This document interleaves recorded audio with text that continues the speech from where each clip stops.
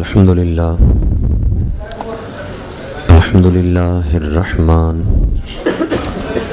الذي خلق الإنسان وعلمه البيان ونور قلبه بالإيمان والإرفان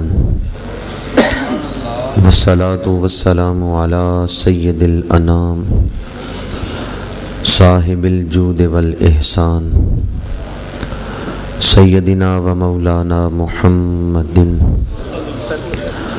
المبعوث رحمۃ للعالمین وعلی آلہ الطیبین الطاہرین واصحابہ الراشدین المہدیین اما بعد فاعوذ باللہ من الشیطان الرجیم بسم اللہ الرحمن الرحیم انکا لعلی خلق عظیم صدق اللہ مولانا العظیم رب اشرح لی صدری ویسر لی امری واحلل عقدۃ من لسانی یفقہوا قولی ان اللہ وملائکتہ یصلون علی النبی یا ایہا الذین آمنوا صلوا علیہ وسلموا تسلیما الصلاۃ والسلام علیک یا رسول اللہ وعلی آلک واصحابک یا حبیب اللہ الصلاۃ والسلام علیک یا خطیب الانبیاء والمرسلین وعلی آلک واصحابک یا رحمۃ للعالمین۔ قابل صد احترام علماء کرام، سادات کرام، مہمانان ذی وقار و ذی قدر، برادران اسلام، حاضرین و سامعین، اللہ رب العزت کا فضل و احسان ہے جس نے ہمیں آج کی اس روح پرور سعادت افروز محفل میں حاضری کی توفیق عطا فرمائی ہے۔ دعا ہے کہ خالق کائنات تمام حاضرین کو اجر عظیم عطا فرمائے۔ جس محبت اور اخلاص کے ساتھ آپ احباب ان 10 روزہ محافل میں شامل ہو رہے ہیں وہ لائق کے ساتھ تبریک ہے۔ دعا کرتا ہوں اللہ تعالیٰ آپ احباب کے حسن نیت سے بڑھ کے اجر عظیم عطا فرمائے، ان محافل کو ہمارے لیے بخشش اور مغفرت کا سامان بنائے۔ آج کی اس محفل میں میں آپ احباب کے سامنے امام عالی مقام کے پیارے فرزند حضرت سیدنا علی اصغر رضی اللہ تعالی عنہ کی شہادت بیان کروں گا، لیکن آپ کے تذکرہ شہادت سے پہلے اور امام عالی مقام کے ذکر سے پہلے میں آپ احباب کے سامنے اسلام کی چند تعلیمات اس موضوع پر بیان کرنا چاہتا ہوں۔ دعا ہے کہ اللہ تعالی حق گوئی کی توفیق عطا فرمائے۔ سن 2005 میں ڈنمارک والوں نے توہین آمیز خاکے شائع کیے تو انہوں نے ان خاکوں میں معاذ اللہ ثم معاذ اللہ اسلام پر یہ اعتراض کیا، ہمارے پیارے آقا محسن انسانیت رحمۃ للعالمین صلی اللہ علیہ وآلہ وسلم کی تعلیمات، آپ کی سیرت اور اسلام پر اعتراض کرتے ہوئے ان لوگوں نے یہ خاکہ تشکیل دیا کہ اسلام تلوار کے ذریعے پھیلا ہے پھر اس کے بعد ایک پوپ نے، ایک ان میں ہوتے ہیں پادری، ایک ہوتا ہے پوپ۔ پادری جو ہوتے ہیں وہ عام عیسائیوں سے بڑے ہوتے ہیں، یعنی ان کے مذہبی رہنما ہوتے ہیں، لیکن پادریوں کا جو سردار ہوتا ہے اسے یہ پوپ کہتے ہیں۔ ان کے پوپ نے بیان دیا، بینیڈکٹ نے، کہ اسلام تلوار کے زور پہ پھیلا ہے۔ اسلام پر آج بین الاقوامی سطح پہ جو اسلام دشمن طاقتیں ہیں وہ اشاعت اسلام کو روکنے کے لیے دہشت گردی کا الزام لگا رہی ہیں، جبکہ حقیقت یہ ہے کہ اسلام تلوار کے زور پہ نہیں پھیلا، رسول اللہ کے کردار کے زور پہ پھیلا ہے۔ قرآن مجید میں ہے لو کنت فظا غلیظ القلب لانفضوا من حولک، محبوب آپ کے گرد جو عاشقوں کا ہجوم ہے یہ آپ کے اخلاق کی وجہ سے آپ کی طرف کھنچے آتے ہیں۔ لو کنت فظا غلیظ القلب، اگر آپ سخت دل ہوتے، ترش روح ہوتے، لانفضوا من حولک، تو آپ کے گرد یہ عاشقوں کا ہجوم نہ ہوتا۔ یہ آپ کا خلق عظیم ہے جو ان لوگوں کو کھینچ لاتا ہے۔ اسلام پر دہشت گردی یا یہ الزام کہ تلوار کے زور سے پھیلا ہے، اگر وہ لوگ قرآن مجید کا مطالعہ کریں تو یہ دعویٰ باطل ثابت ہوتا ہے۔ پورے قرآن مجید میں تلوار کا لفظ ہی نہیں آیا۔ تلوار کو عربی میں کہتے ہیں سیف، تو پورے قرآن مجید میں سیف کا لفظ تو نکال کے دکھائے۔ لڑائی ہوتی تھی تو نیزے اٹھاتے تھے وہ لوگ، پورے قرآن مجید میں نیزے کا یعنی رمحن، عربی میں سے رمحن کہتے ہیں، پورے قرآن مجید میں رمحن کا لفظ ہی نہیں آیا۔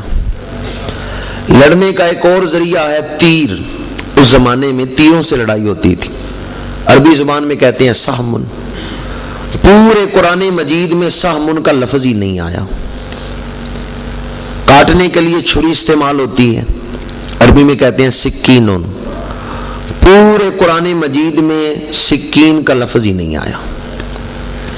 قرآن مجید میں احکام جہاد ہیں اور بڑے معنی خیز ہیں، اور انسانیت کے لیے فلاح و بہبود کے اور ترقی کے ضامن ہیں وہ احکام جہاد، لیکن یہ جو لڑائی کے ہتھیار ہیں پورے قرآن مجید میں نہ تلوار کا ذکر ہے، نہ نیزے کا ذکر ہے، نہ تیر کا ذکر ہے، اور نہ ہی چھری کا ذکر ہے۔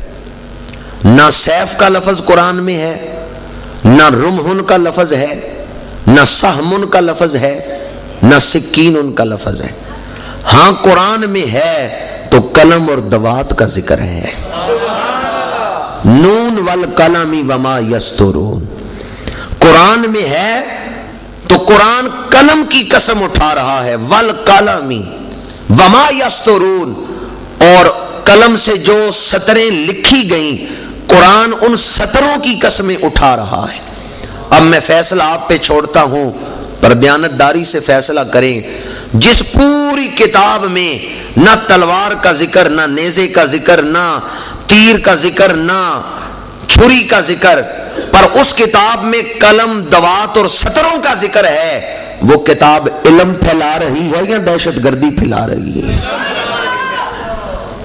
اگر قرآن لڑائی جھگڑے کی تعلیم دیتا تو وہ ہتھیاروں کے نام تو کسی نہ کسی حوالے سے کوئی لفظ آ ہی جاتا جن سے کہ لڑائی کی جاتی۔ قرآن مجید نے تو علم کی اشاعت کی ہے۔ ہاں احکام جہاد ہیں، کہیں دفاعی جہاد کی تعلیمات ہیں اور کہیں اقدامی جہاد کی۔ وہ احکام جہاد اپنے اندر انسانیت کے لیے ایک حیات رکھتے ہیں، زندگی رکھتے ہیں، لیکن الحمد سے والناس تک پورے قرآن کا جو مزاج ہے وہ علمی انداز ہے۔ قرآن مجید نے علمی انقلاب کے ذریعے معاشرے کو بدل کے رکھ دیا ہے۔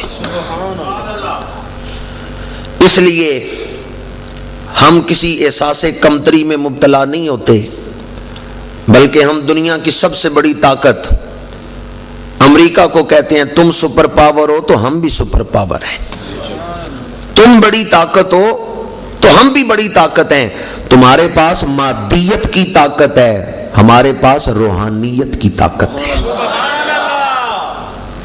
نوجوانوں کی کثرت ہے، اور اکثر ان محافل میں میرے نوجوان دوست شامل ہوئے، میں اپنی ملت کے نوجوانوں سے عرض کروں گا آپ خوش نصیب ہیں جن کے سینوں میں اسلام کی دولت ہے، اور مسلمان کسی احساس کمتری میں مبتلا نہیں ہوتا۔ امریکہ کے پاس مادیت کی دولت ہے، مسلمانوں کے پاس روحانیت کی دولت ہے۔ ان کے پاس ہتھیار ہیں تو مسلمانوں کے پاس قرآن پاک ہے۔ اور بڑی ذمہ داری سے ذکر امام علی مقام کی اس محفل میں یہ بات کر رہا ہوں، اگر ہم حقیقی معنوں میں سچے مسلمان بن جائیں تو ہم امریکہ سے زیادہ طاقتور ہیں۔ سر ولیم میور نے کہا تھا مسلمانوں کو قرآن پڑھنا نہیں آتا، جس دن مسلمانوں کو قرآن پڑھنا آ گیا اس دن مسلمان دنیا کی سب سے عظیم طاقت بن جائیں گے، اس دن مسلمان دنیا کی سب سے بڑی طاقت بن جائیں گے۔ تو قرآن مجید فرقان حمید نے حضور علیہ الصلاۃ والسلام کا جو تعارف کروایا وہ کیا ہے؟ انکا لعلی خلق عظیم، اس بات میں کوئی شک نہیں۔ انا کا مطلب ہوتا ہے بے شک، انا کا مطلب کیا ہے؟ بے شک۔ قرآن مجید کے آغاز میں اللہ تعالیٰ نے فرمایا ذالک الکتاب لا ریب فیہ، یہ وہ بلند رتبہ کتاب ہے جس میں کوئی ریب کا معنی ہم عموماً کرتے ہیں شک، حالانکہ شک بھی عربی زبان کا لفظ ہے، یہ بھی ہو سکتا تھا ذالک الکتاب لا شک فیہ، پر ریب کا لفظ بولا۔ یہ تین سٹیج ہیں، ریب، مریا اور شک۔ ریب ان میں سب سے ہلکا لفظ ہے، تھوڑے سے تردد کو ریب کہتے ہیں، تھوڑا سا تردد ہو تو اس کو ریب کہتے ہیں۔ وہ بھی شک اگلا مقام ہے، وہ دل میں پختہ ہو گیا تو شک ہے، لیکن تھوڑا سا تردد ہے تو وہ ریب ہے۔ قرآن مجید نے ریب کی نفی کر دی، ذالک الکتاب لا ریب فیہ، یہ وہ کتاب ہے جس میں تھوڑا سا تردد بھی نہیں۔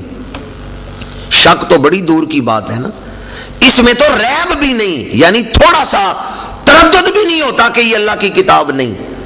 اگر تھوڑا سا تردد دل میں آئے، غور کریں، فوراً وہ تردد نکل جاتا ہے اور دل کو یقین ہو جاتا ہے کہ یہ اللہ کی کتاب ہے۔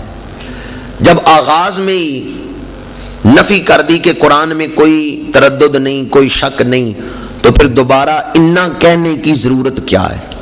فرمایا نا انک لعلی خلق عظیم، بے شک آپ خلق عظیم کے مقام پر ہیں، تو انا کہنے کی دوبارہ ضرورت کیا تھی؟ سارے شک تو اللہ نے شروع میں ہی نکال دیے، لا ریبہ کہہ کے سارے شک تو دور کر دیے، اب دوبارہ انا کہنے کی ضرورت کیا کہ انک لعلی خلق عظیم؟ الہی سارے شک تو نے نکال دیے جب فرمایا ذالک الکتاب لا ریب فیہ، اب اس کے بعد جو بھی کلام ہوگا اس میں شک تو ہو ہی نہیں سکتا، تو دوبارہ انا کہنے کی ضرورت کیا ہے؟ جواب آتا ہے دنیا والوں، جب فرمایا لا ریب فیہ تو اپنے کلام سے شک دور کیا ہے، اور جب فرمایا انک لعلی خلق عظیم تو نبی کی شان سے شک دور کیا ہے۔ میرے کلام میں بھی کوئی شک نہیں ہے اور نبی کی شان میں بھی کوئی شک نہیں ہے۔ جو قرآن کے کتاب الہی ہونے میں شک کرے مسلمان وہ بھی نہیں رہ جاتا، اور جو مصطفیٰ کی شان میں شک کرے مسلمان وہ بھی نہیں رہ جاتا۔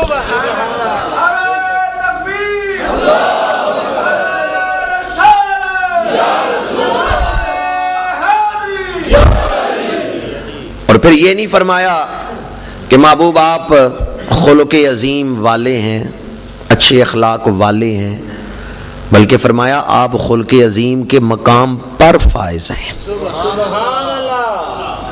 ذو خلق عظیم نہیں کہا کہ آپ اچھے اخلاق والے ہیں، بلکہ کہا الا خلق عظیم۔ یہ الا کا لفظ کس چیز کا تقاضا کرتا ہے؟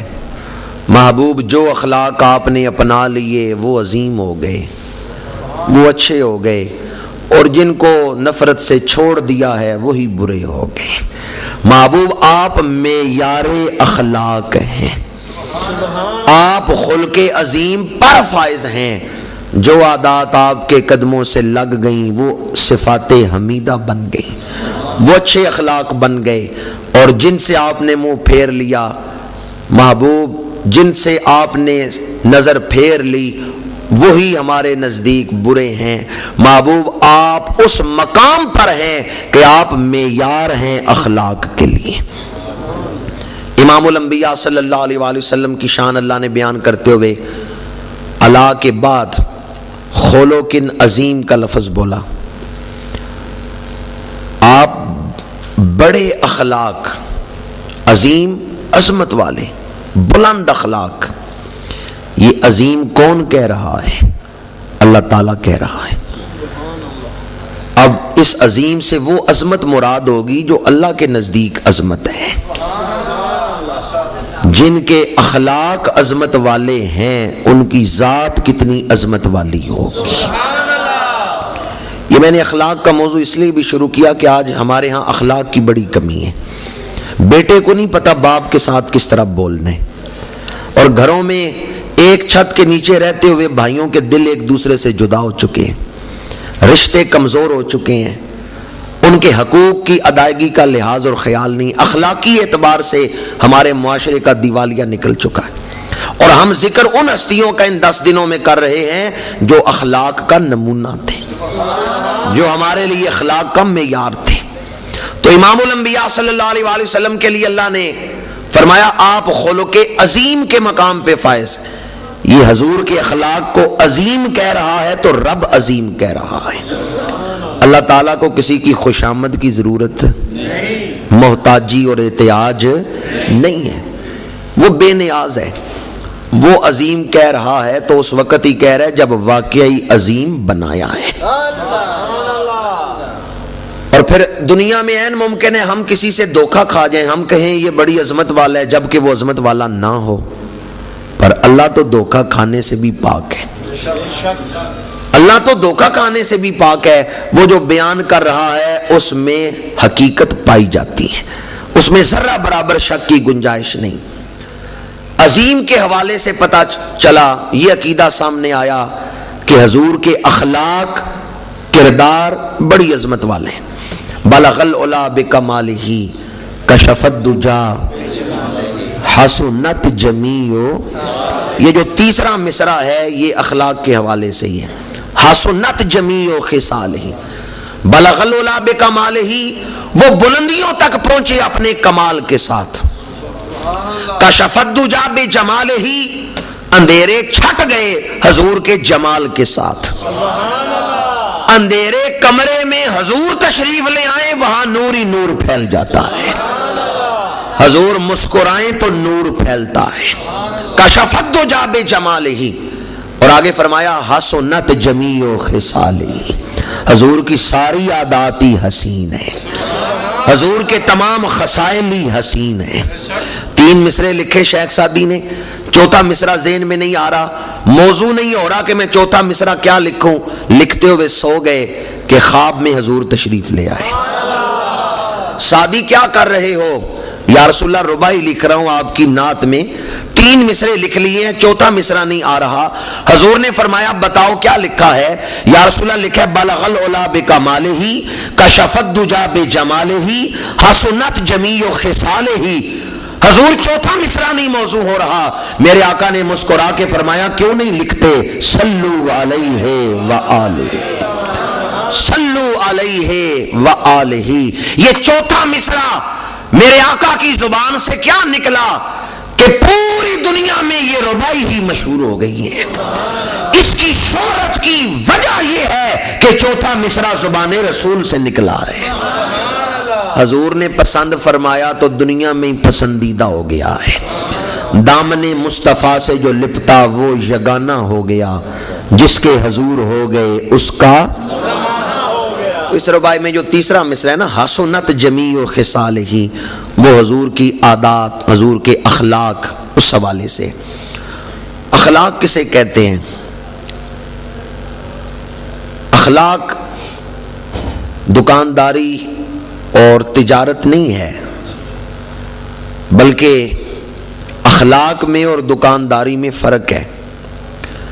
آج کل ہمارے جو اخلاق ہیں وہ رد عمل کے اخلاق ہیں۔ ہم کہتے ہیں دوسرا جس طرح بولے گا اس طرح میں بولوں گا، وہ نرمی سے بولے میں نرمی سے بولوں گا، وہ غصے سے بولے گا تو میں بھی اس سے زیادہ غصے کے ساتھ بولوں گا، وہ ایک گالی دے گا تو میں 2 گالیاں دوں گا۔ یہ تجارت ہے جہاں کچھ لیا جاتا ہے، کچھ دیا جاتا ہے۔ وہ نرمی سے بولے گا تو میں نرمی سے بولوں گا۔ آپ بازار جاتے ہیں، کوئی چیز دکان پہ پسند آتی ہے، قیمت پوچھتے ہیں، دکاندار قیمت بتاتا ہے، آپ پیسے دے کے چیز لے لیتے ہیں۔ یہ دکانداری ہے، یہ تجارت ہے کہ پیسے دے کے چیز خرید لی، یہ تجارت ہے۔ آج کل ہمارے اخلاق بھی اسی بنیاد پہ ہیں کہ دوسرا جس طرح میرے ساتھ رویہ رکھے گا اسی طرح میں اس کے ساتھ رویہ رکھوں گا۔ یہ رد عمل کے اخلاق، اپنا اخلاق کوئی نہیں، یہ رد عمل ہے۔ اخلاق یہ ہے کہ جس کا اخلاق اعلیٰ ہے وہ یہ نہیں دیکھتا دوسرا کیا کر رہا ہے، وہ یہ دیکھتا میں نے کیا کرنا ہے، سبحان اللہ، میرا فرض کیا ہے، وہ اپنا اخلاق ظاہر کرتا ہے۔ طائف کے بازار میں میرے آقا علیہ الصلوۃ والسلام نے اپنے جسم مبارک پہ پتھر برداشت کیے، باغ میں تشریف فرما ہوئے، پہاڑوں کے فرشتے نے عرض کیا یا رسول اللہ اگر آپ اجازت دیں تو یہ پہاڑ اٹھا کے طائف والوں پہ دے مارے اور انہیں پیس کے رکھ دیں، جس طرح چکی کے 2 پارٹوں میں دانا پیسا جاتا ہے اس طرح ہم طائف والوں کو پیس کے رکھ دیں۔ پر حضور نے یہ نہیں دیکھا طائف والوں نے کیا کی، حضور نے یہ دیکھا میں نے کیا کرنا ہے۔ دعا کے لیے ہاتھ پھیلائے، اب وہ پتھر مار رہے ہیں پر صاحب خلق عظیم کیا کر رہے ہیں، اللہم اہد قومی فإنہم لا یعلمون، پروردگار وہ جو پتھر مارتے رہے ہیں تو انہیں ہدایت عطا فرما۔ یہ ہے اخلاق کہ رد عمل نہیں دوسرے نے کیا کیا ہے تو میں اس کے مطابق کروں گا، نہیں، اخلاق یہ ہے آدمی اپنا کردار ظاہر کرتا ہے، اس کی اپنی سوچ ہے، اپنی ایک فکر ہے۔ تو آج کل ہمارے ہاں اخلاق بہت کم ہیں، ہمارے رویے رد عمل کے ہی رویے ہیں اور یہ اخلاق کہلانے کے حقدار نہیں۔ امام الانبیاء، خلق کا لفظ اس وقت بولا جاتا ہے جب کوئی کام آدمی بے تکلفی سے کرتا ہے، جب کوئی کام اس کی فطرت ثانیہ بن جاتا ہے، اس کو تکلف نہیں کرنا پڑتا، تصنع بناوٹ سے وہ کام نہیں لیتا، وہ کام اس کی عادت بن جاتا ہے اور آسانی سے کر لیتا ہے، اسے اخلاق کہتے ہیں۔ میرے اور آپ کے آقا علیہ الصلوۃ والسلام، اب میں اخلاق سے اپنے اس اصل موضوع کی طرف آ رہا ہوں۔ حضور علیہ الصلوۃ والسلام کا انسانوں کے ساتھ کتنا اعلیٰ اخلاق ہوگا کہ حضور تو جانوروں پر بھی شفقت فرماتے تھے، جانوروں پر بھی رحمت فرماتے تھے۔ سفر فرما رہے ہیں صحابہ کے ساتھ، ایک جگہ تشریف فرما ہوئے، صحابہ گول دائرے میں حضور کے گرد بیٹھے ہیں، سامنے بیٹھے ہیں، ایک چڑیا اڑتی ہوئی آئی اور حضور کے سامنے آ کے بیٹھ گئی، چہچہانے لگی۔ حضور نے فرمایا صحابہ جانتے